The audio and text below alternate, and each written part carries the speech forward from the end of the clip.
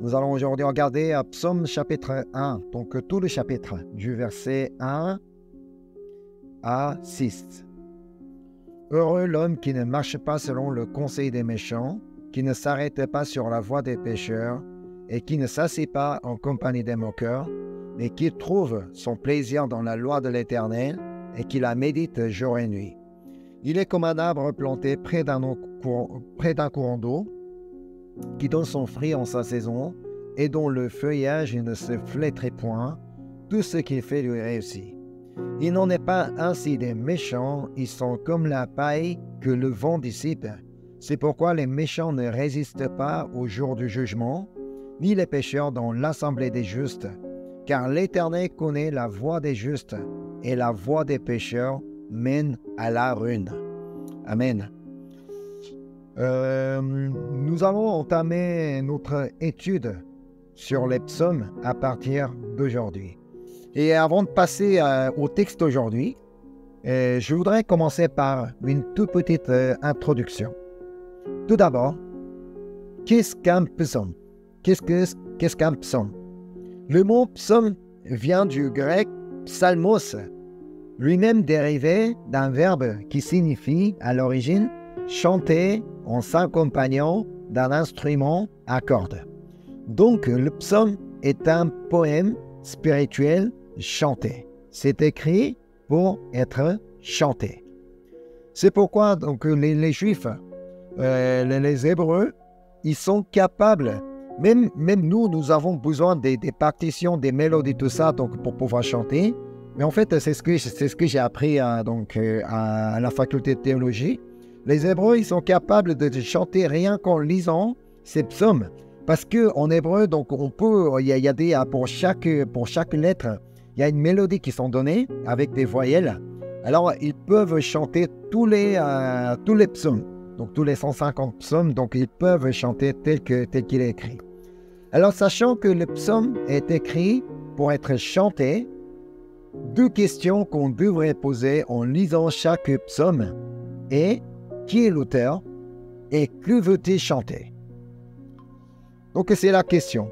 Donc pour lire, pour mieux comprendre chaque psaume, deux questions qu'on devrait poser, qui est l'auteur et que veut-il chanter? Car ces questions nous aideront à mieux comprendre chaque psaume. Dans la Bible, on y trouve 150 psaumes et ce sont les 7 auteurs différents qui les ont écrits. Ce n'est pas uniquement David qui a écrit tous les psaumes. En fait, David aussi, il y a les autres auteurs qui ont participé à écrire ces psaumes. Parmi ces psaumes, un auteur a écrit presque la moitié des 150, dont 73, c'est David. Nous allons d'abord nous intéresser au psaume de David. Non pas seulement qu'il est un grand personnage biblique, parce que ces psaumes nous apprennent beaucoup de bonnes choses.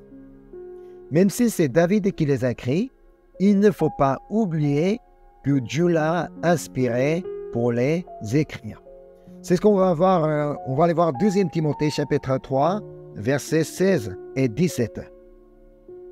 C'est un passage très important. Toute écriture est inspirée de Dieu et utile pour enseigner, pour convaincre, pour corriger, pour instruire dans la justice, afin que l'homme de Dieu soit accompli et propre à toute bonne œuvre. Il est vrai que c'est David qui a écrit ces 63 psaumes, mais il faut toujours garder dans la pensée que toute écriture est inspirée de Dieu. Alors David aussi a été inspiré de Dieu pour les écrire. C'est pourquoi ces psaumes sont utiles pour enseigner, pour convaincre, pour corriger, pour instruire dans la justice, afin que l'homme de Dieu soit accompli et propre à toute bonne œuvre. Le texte d'aujourd'hui est le psaume de David. Alors, pourquoi il a écrit? Donc c'est la question, comme je vous ai dit tout à l'heure, c'est la question qu'on doit poser. Qui est l'auteur et pourquoi il a écrit? Et nous savons que c'est David. Alors pourquoi il a écrit? Évidemment, pour enseigner, pour convaincre, pour corriger et pour instruire dans la justice afin que ceux qui le lisent soit accompli et propre à toute bonne œuvre. C'est la raison pour laquelle le premier psaume, tout le premier psaume commence par le mot « heureux ». Le premier mot de 150 psaumes commence par le mot « heureux ». En hébreu, c'est le mot « écher » qui est utilisé, qui signifie à la fois bonheur et bénédiction. Comme dit le mot « heureux », ça signifie bonheur, mais aussi d'un côté bénédiction, béni. Alors, c'est un psaume qui nous enseigne comment on peut être heureux et béni. On peut dire que comme c'est le premier psaume qui ouvre tous les psaumes, donc on pourrait penser que les 150 psaumes sont écrits pour dire que comment on peut être heureux, comment on peut être béni. Parce que Dieu veut que nous soyons heureux et bénis. On commence par nous enseigner 3 choses à ne pas faire et ensuite 2 choses à faire pour être heureux. Alors si vous désirez être heureux et béni aujourd'hui, écoutez ce que chante David, ce que David enseigne dans le texte aujourd'hui. On va d'abord voir les 2 choses à faire pour être heureux. On va lire le verset 2. « Mais qui trouve son plaisir dans la loi de l'Éternel et qui la médite jour et nuit. » Premièrement, David dit que pour être heureux, il faut trouver son plaisir dans la loi de l'Éternel. D'après Psaume 119 qu'il a écrit, on apprend que David était un homme qui trouvait véritablement son plaisir dans la loi de l'Éternel, qui trouvait son plaisir dans la parole de Dieu. Rien qu'en lisant ces paroles, vous comprendrez pourquoi. Donc on va les voir. Psaume 119, du verset 97 à 105. « Combien j'aime ta loi, elle est tout le jour l'objet de ma méditation. Tes commandements me rendent plus sage que mes ennemis, car je les ai toujours avec moi. Je suis plus instruit que tous mes maîtres, car tes préceptes sont l'objet de ma méditation. J'ai plus d'intelligence que les vieillards, car j'observe tes ordonnances. Je retiens mon pied loin de tout mauvais chemin, afin de garder ta parole. Je ne m'écarte pas de tes lois, car c'est toi qui m'enseignes. Que tes paroles sont douces à mon palais, plus que le miel à ma bouche. Par tes ordonnances, je deviens intelligent, aussi je hais toute voie de mensonge. Ta parole est une lampe à mes pieds et une lumière sur mon sentier. » Amen. Vous voyez, David était celui qui trouvait vraiment son plaisir dans la loi de l'Éternel. Mais nous, malheureusement, on essaie de trouver notre plaisir ailleurs que la parole de Dieu. Autrement, on cherche notre bonheur en dehors de Dieu.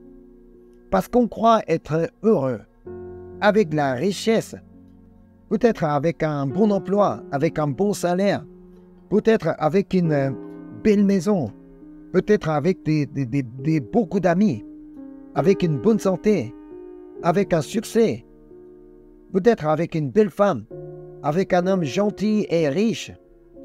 Mais on peut avoir tout ça, mais être malheureux en même temps. On peut être malheureux avec tout ça. On peut être riche, on peut avoir tout ce qu'on veut, mais on peut être malheureux. Mais par contre, sans qu'on ait tout ça, même si on n'a rien du tout, on peut quand même être heureux. David, avant qu'il devienne roi d'Israël, lui, il n'avait rien du tout. Lui, il était quelqu'un qui n'avait rien du tout dans sa vie. Il était un berger, non pas de ses propres brebis, mais celles de son père. Il faisait paître les brebis de son papa. À l'époque, berger était un vil métier. Ça veut dire, c'était un métier que personne n'aimait. C'était un métier totalement méprisé. C'est pourquoi le berger ne pouvait même pas être témoin d'un fait, même s'il était le seul témoin de l'acte. Lui, il ne pouvait pas porter témoin parce que Parce il est berger. Parce que ce métier est complètement méprisé. En plus, David n'était pas un fils bien-aimé de son papa comme Joseph. Alors que le grand prophète Samuel est venu pour offrir un sacrifice dans sa ville, Isaïe, le père de David, n'a même pas cherché à l'appeler pour y faire participer. Normalement, un papa voudra toujours que son enfant soit béni.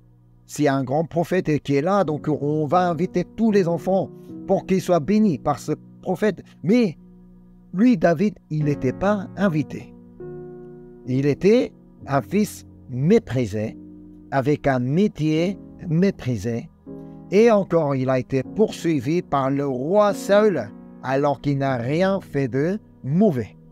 Il n'a pas été poursuivi par n'importe qui. Il a été poursuivi par un roi d'un pays, roi d'Israël. Tout de même, il était heureux. Pourquoi? Parce qu'il avait trouvé son plaisir dans la loi de l'Éternel. Alors, ne trouvons pas notre plaisir dans l'autre chose que dans la parole de Dieu. De toute façon, nous n'allons jamais en trouver ailleurs. Rien ne peut rendre heureux sinon Dieu. Pour être heureux, il faut trouver son plaisir dans la loi de l'Éternel. C'est dans notre Seigneur qu'on peut être heureux. C'est dans le Seigneur qu'on peut trouver notre plaisir. Deuxièmement, David dit que pour être heureux, il faut méditer la parole de Dieu jour et nuit. On revient au texte aujourd'hui, Psaume chapitre 1, verset 2. Mais qu'il trouve son plaisir dans la loi de l'Éternel et qu'il la médite jour et nuit. Qu'est-ce que méditer la parole de Dieu? Lire la Bible et la méditation. Ou peut-être prendre un moment de réflexion sur la parole de Dieu et la méditation. Si c'est le cas, on ne pourra jamais la méditer comme dit David, jour et nuit. Parce qu'on devrait lire la Bible sans arrêter, du jour jusqu'aux nuits, jusqu'à la nuit. Donc il faudra lire la parole de Dieu sans arrêter. Et on ne pourrait pas faire autre chose que réfléchir sur la parole de Dieu. Mais si on travaille, si on est étudiant, donc il faudra réfléchir d'autres choses.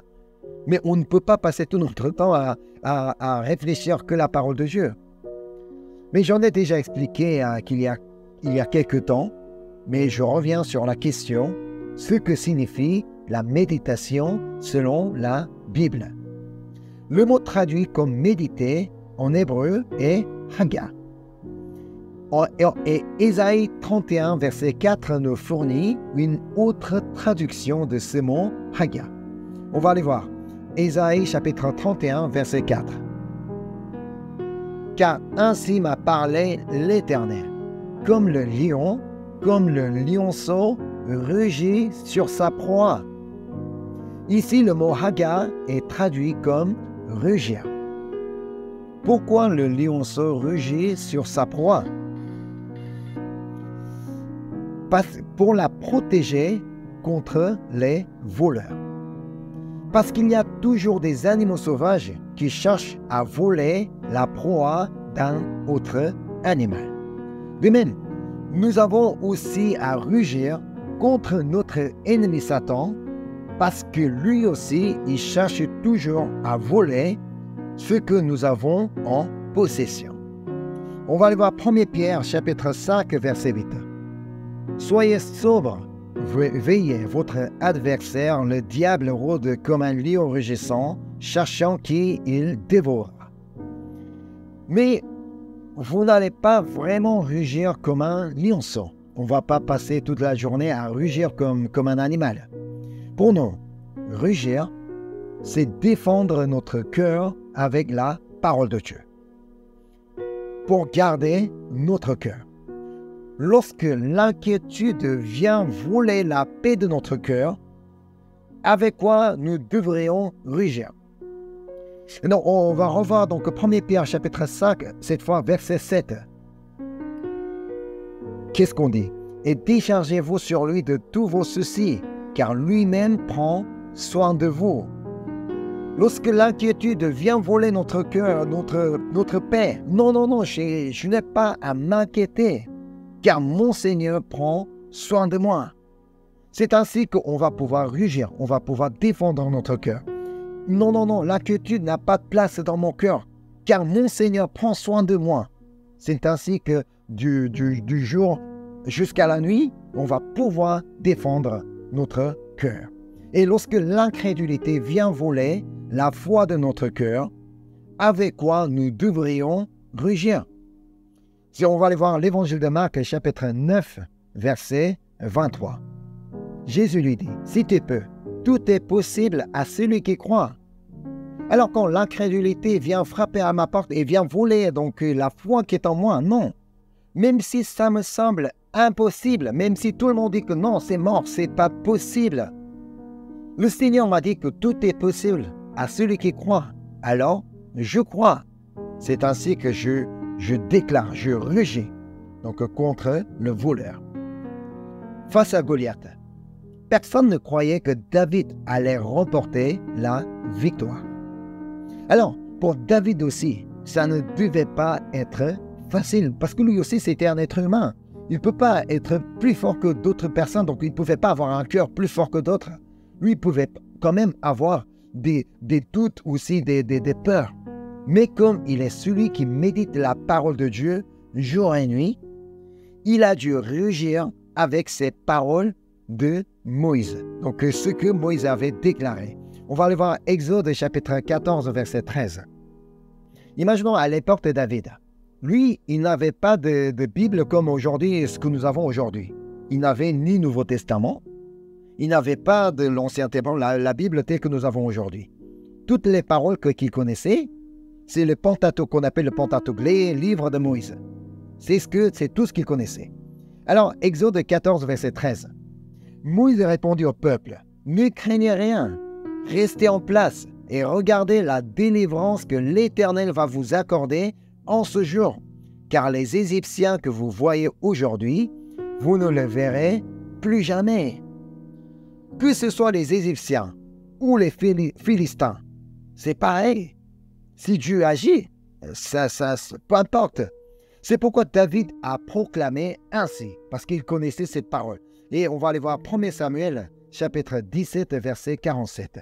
« Et toute cette multitude saura que ce n'est ni par l'épée, ni par la lance que l'Éternel sauve, car la victoire appartient à l'Éternel et il vous livre entre nos mains. » Amen. C'est ça, méditer la parole de Dieu jour et nuit. Notre ennemi viendra jour et nuit pour voler ce que Dieu a donné dans notre cœur comme la paix, la joie, la foi, l'amour. Et c'est là que nous devrions rugir avec la parole de Dieu pour les garder en nous, pour ne pas en perdre. Pour ça, il faut déjà connaître la parole de Dieu. Si on ne connaît pas la parole de Dieu, on ne peut pas. On ne peut pas en servir. C'est pourquoi nous avons besoin avant tout de trouver son plaisir dans la parole de Dieu. C'est en trouvant son plaisir dans la parole de Dieu que nous aurons envie d'en lire et de méditer la parole de Dieu. Pour ce faire, David n'a pas commencé sa journée sans la prière. C'est ce qu'on peut remarquer d'après ces psaumes. Donc on va aller voir Psaume 5, verset 4. Comment il a commencé sa journée? Psaume 5, verset 4. Je vais lire. « Éternel, le matin, tu entends ma voix. Le matin, je me tourne vers toi et je regarde. » C'est important. Donc le matin, il a commencé sa journée par tourner vers Dieu. Il a commencé à regarder Dieu dans la prière. Et encore, Psaume 88, verset 13. « Ô Éternel, j'implore ton secours et le matin, ma prière s'élève à toi. » Il a commencé sa journée à élever sa prière à Dieu. Et encore, Psaume 143, verset 8. Ça, c'est important donc pour la suite du texte aujourd'hui. Psaume 143, verset 8. Je vais lire. « Fais-moi dès le matin entendre ta bonté, car je me confie en toi. Fais-moi connaître le chemin où je dois marcher, car j'élève à toi mon âme. » C'est dans la prière que David a pu trouver son plaisir dans la parole de Dieu et la méditer jour et nuit. Ça ne se fait pas automatiquement. On ne peut pas avoir envie de lire la parole de Dieu et la méditer. Ça ne vient pas tout seul. Parce que David a prié Dieu. Parce qu'il a commencé sa journée dans la prière que le Saint-Esprit lui a donné cette envie de lire la parole de Dieu. C'est la raison pour laquelle David était heureux malgré toutes ces situations délicates. Alors, on va passer à ce que nous ne devrions pas faire pour être heureux. On revient au texte aujourd'hui, Psaume chapitre 1, verset 1. Voilà, donc c'est ainsi qu'il commence. « Heureux l'homme qui ne marchait pas selon le conseil des méchants, qui ne s'arrête pas sur la voie des pécheurs et qui ne s'assied pas en compagnie des moqueurs. » Ne pas marcher selon le conseil des méchants, ne pas s'arrêter sur la voie des pécheurs et ne pas s'asseoir en compagnie des moqueurs. Voilà ces trois choses que nous ne devrions pas faire pour être heureux. Si on veut être heureux, il ne faut pas faire ces trois choses. Tout d'abord, David dit qu'il ne faut pas marcher selon le conseil des méchants. Alors, qui est le méchant? Ici, le mot hébreu utilisé, racha, signifie tel qu'il est, un vrai méchant, un coupable, un criminel. Donc, c'est celui qui pratique le mal. C'est celui qui commet le crime. David a connu dans sa vie un véritable rachat, dont un méchant. Lui, il a connu un vrai méchant. Ce n'est pas le Goliath, c'est le roi Saül. David n'a rien fait de mal contre Saül, mais lui, depuis un jour, il a commencé à le détester et enfin, il a voulu faire mourir David. Tout ça, c'était à cause de la jalousie. On va aller voir donc cette histoire. 1 Samuel, chapitre 18, du verset 6 à 9. Comme il revenait, lors du retour de David, après qu'il eut tué le Philistin, les femmes sortirent de toutes les villes d'Israël au devant du roi Saül, en chantant et en dansant au son des tambourins et des triangles et en poussant des cris de joie. Les femmes qui chantaient se répondaient les unes aux autres et disaient « Saül a frappé ses 1000 et David ses 10 000. » Saül fut très irrité et cela lui déplut. Il dit « On en donne 10 000 à David et c'est à moi que l'on donne les 1000. Il ne lui manque plus que la royauté. » Et Saül regarda David d'un mauvais œil à partir de ce jour et dans la suite. Et que s'est-il passé le lendemain? Puisque Saül était emparé d'un mauvais esprit, David est venu jouer la harpe comme d'habitude pour l'aider à retrouver la paix. Et du coup, Saül a jeté 2 fois sa lance pour tuer David. Heureusement, David a réussi à se détourner. Mais ce n'était pas tout, parce qu'il avait vraiment envie de le faire mourir. Saül lui fait épouser sa fille, car c'est ainsi que David pouvait être frappé par les Philistins. Voilà, donc il était très malin, Saül. Il voulait à tout prix faire mourir David. Et encore, Saül n'a pas arrêté là, car il a carrément mobilisé son armée pour l'arrêter et le mettre à mort.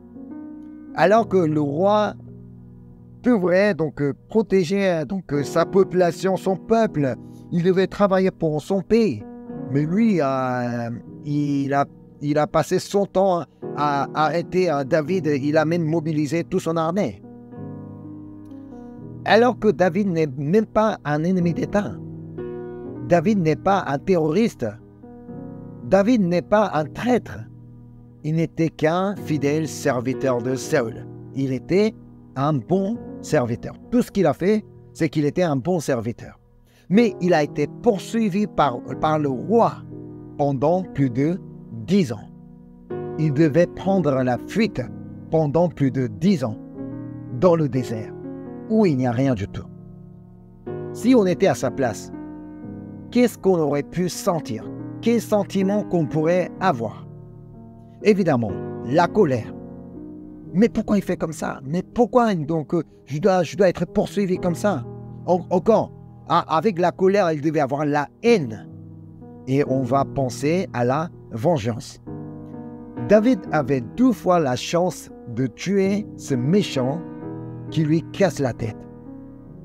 Mais lui, il ne l'a pas fait. Pourquoi? Parce que David était un homme qui trouvait son plaisir dans la loi de l'Éternel et qui la méditait jour et nuit. Il n'a pas laissé la colère de pénétrer dans son cœur. Il n'a pas laissé la haine de voler l'amour qui était dans son cœur. Il a rugi contre la haine. Il a rugi contre la colère parce qu'il voulait rester heureux. Pourtant, les gens qui étaient avec David, ils avaient l'intention de tuer Saül. Ils disaient que non, voilà, c'est l'occasion que le Seigneur nous a donnée. Mais David ne l'a pas permis. Et lisons ce qu'il a dit. On va aller voir 1 Samuel, chapitre 24, verset 6. Et il dit à ces gens, « Que l'Éternel me garde de commettre contre mon Seigneur, loin de l'Éternel, une action telle que de porter ma main sur lui, car il est loin de l'Éternel. » Pour David, il n'était pas son ennemi. Il n'était pas quelqu'un, un mauvais, un méchant. Il était tout simplement un oint de l'Éternel. Quelqu'un que Dieu a oint. Marcher selon le conseil des méchants serait agir comme des méchants. Parce qu'il m'a fait mal. Moi aussi, je lui fais mal. Parce qu'il me parle mal. Moi aussi, je lui parle mal. Il m'a tapé, alors je lui tape aussi. C'est le conseil que donnent les méchants, mais écoutons le conseil que donne notre Seigneur Jésus. C'est un passage que nous connaissons déjà. Luc chapitre 6, versets 27 à 29. « Mais je vous dis, à vous qui m'écoutez, aimez vos ennemis, faites du bien à ceux qui vous haïssent, bénissez ceux qui vous maudissent, priez pour ceux qui vous maltraitent. Si quelqu'un te frappe sur un joue, présente-lui aussi l'autre. Si quelqu'un prend ton manteau, ne l'empêche pas de prendre encore ta tunique. » Et encore verset 33. « Si vous faites du bien à ceux qui vous font du bien, quel gré vous en saura-t-on? Les pécheurs aussi agissent eux-mêmes. Jamais on ne devrait pas marcher selon le conseil des méchants. » C'est ce que David dit aussi. Donc on revient au texte aujourd'hui. Psaume chapitre 1, versets 4 à 6. « Il n'en est pas ainsi des méchants. Ils sont comme la paille que le vent dissipe. C'est pourquoi les méchants ne résistent pas au jour du jugement, ni les pécheurs dans l'assemblée des justes. Car l'Éternel connaît la voie des justes et la voie des pécheurs mène à la ruine. » Finalement, la voie de Saül est menée à la ruine. Il a été complètement abandonné, il a été rejeté par le Seigneur. Il a mal fini sa vie. Marcher selon le conseil des méchants et s'arrêter sur la voie des pécheurs reviennent au même sujet. S'arrêter sur la voie des pécheurs veut dire « Je fais comme ça parce que tout le monde fait comme ça. » Tout le monde venge à celui qui lui fait mal. Donc moi aussi, je fais comme tout le monde. Pourquoi je serais différent qu'aux autres? Alors en fait, je fais comme tout le monde, comme les gens font. Non, au lieu de faire comme tout le monde, c'est là que nous devrions méditer cette parole de Jésus.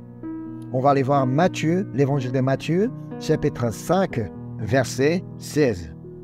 C'est là que le Seigneur nous dit, « Vous êtes la lumière du monde. » Et il dit, « Que votre lumière luise ainsi devant les hommes, afin qu'ils voient vos bonnes œuvres et qu'ils glorifient votre Père qui est dans les cieux. » Si nous agissons comme les pécheurs, comme des gens qui ne connaissent pas Dieu, alors comment on va pouvoir luire la lumière du Seigneur aux autres?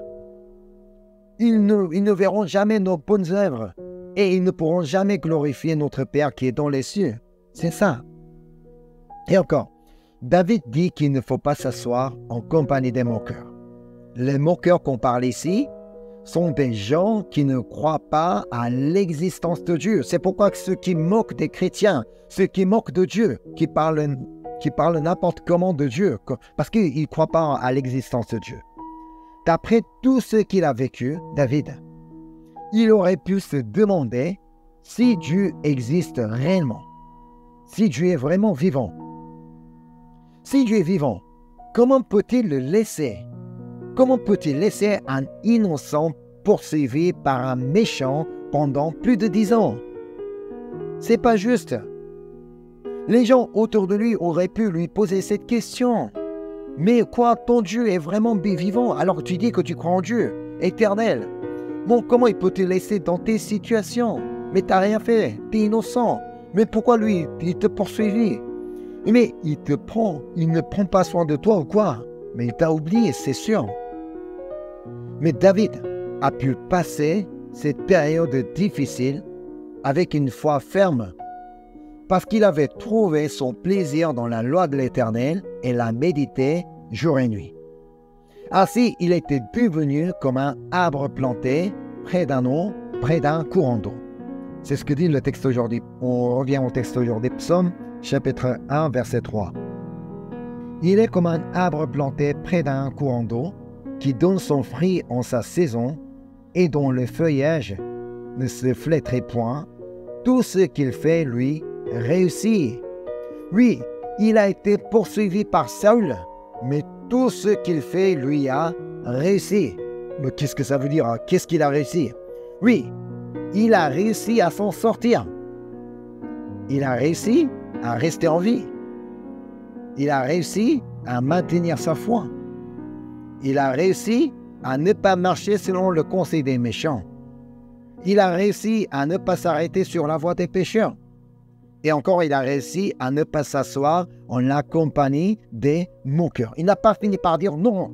Si ça m'arrive comme ça, Dieu n'existe pas. Non, mais je ne crois plus en Dieu. Non, ce n'est pas ce qui s'est passé.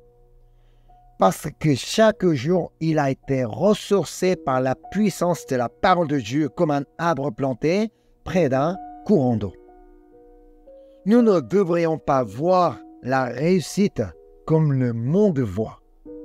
Notre compréhension de réussite ne devrait pas être la même que les gens qui ne croient pas en Dieu.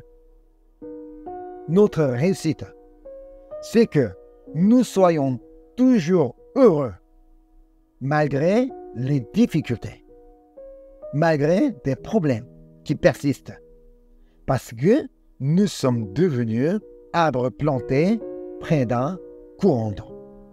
C'est ça. Donc, pour être heureux, c'est de faire comme David a chanté. Donc, on ne devrait pas, non pas seulement marcher selon le conseil des méchants, ne pas s'arrêter sur la voie des pécheurs, ne pas s'asseoir en compagnie des moqueurs. Mais le plus important, c'est de trouver son plaisir dans la parole de Dieu et la méditer jour et nuit. C'est ainsi qu'on peut être heureux. C'est ainsi que nous allons être comme un arbre planté près d'un courant d'eau. Amen. Je vais prier. Merci Seigneur. Merci Seigneur encore une fois pour ta grâce, pour ta parole, pour tout ce que tu as fait dans notre vie Seigneur. Merci parce que tu nous as appris encore une fois comment on peut être heureux, comme par le psaume de David. Comme le cas de David, nous voudrons vraiment trouver notre plaisir dans ta parole Seigneur. Et nous voudrons aussi la méditer jour et nuit, afin que nous ne perdions pas tout ce que tu as donné dans notre cœur par notre ennemi Seigneur. Et Seigneur, nous voudrons tous être comme un arbre planté près d'un courant d'eau. Et nous ne voulons jamais perdre ce que tu nous as donné. Et nous voulons toujours demeurer en toi. Et nous voulons toujours être heureux, Seigneur. Et ne nous laisse pas à marcher selon le conseil des méchants. Ne nous laisse pas à nous arrêter sur la voie des pécheurs. Ne nous laisse pas à nous asseoir en compagnie des moqueurs, Seigneur. Et nous voudrons toujours être heureux parce que nous trouvons notre plaisir en ta parole, Seigneur, parce que nous méditons ta parole jour et nuit. Merci encore une fois pour ta parole, pour tout ce que tu as fait, pour tout ce que tu vas faire dans notre vie. Je te prie au nom de Jésus-Christ. Amen.